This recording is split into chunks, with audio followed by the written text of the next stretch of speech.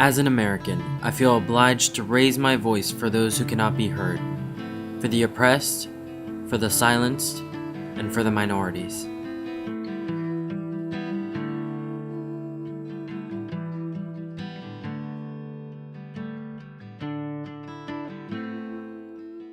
The word discrimination is often used senselessly.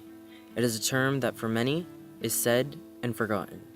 For Orlando Espin, this word is not forgotten, but rather has become part of his everyday life. Orlando is a gay Cuban American that has lived in San Diego for over 20 years. He left Cuba when he was 4 years old and has never returned. He is now a professor at the University of San Diego and teaches theology and religious studies.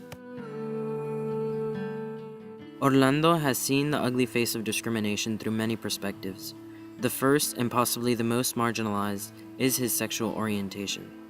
Orlando has been with his husband for 16 years and is an openly gay advocate for human rights. He has appeared in many educational films to help bring awareness to the LGBT cause. I can still remember that horrible night. I was walking down the street holding Ricardo's hand when my heart just stopped. A couple of kids in a car had driven by and yelled something out of their window. This was the first time I had ever experienced a sign of hatred. Later that night, I cried.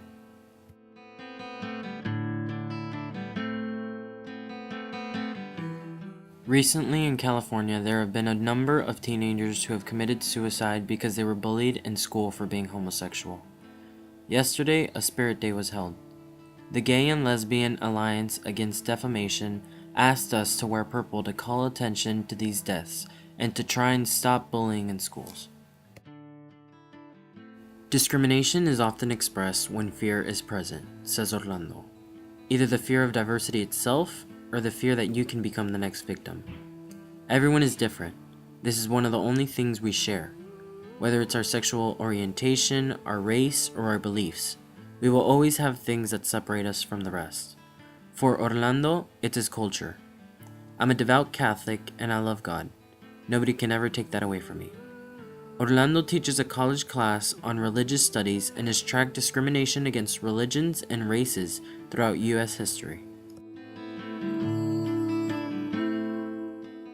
When the first Europeans came to the New World, they brought with them religious beliefs and traditions.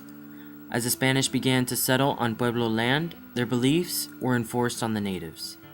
The Catholic priests had no room for objection, not when eternal damnation was at risk. They believed Catholicism was the only religion that could save a native soul. This idea of superiority is embedded by many religions and races over time and has become a continuous trend that leads to discrimination. Love, tolerance, patience, and diversity is like a rare flower. It requires constant attention and care and watering and nurturing. But hatred is a weed, and it grows best in neglect. So let's stop neglecting ourselves.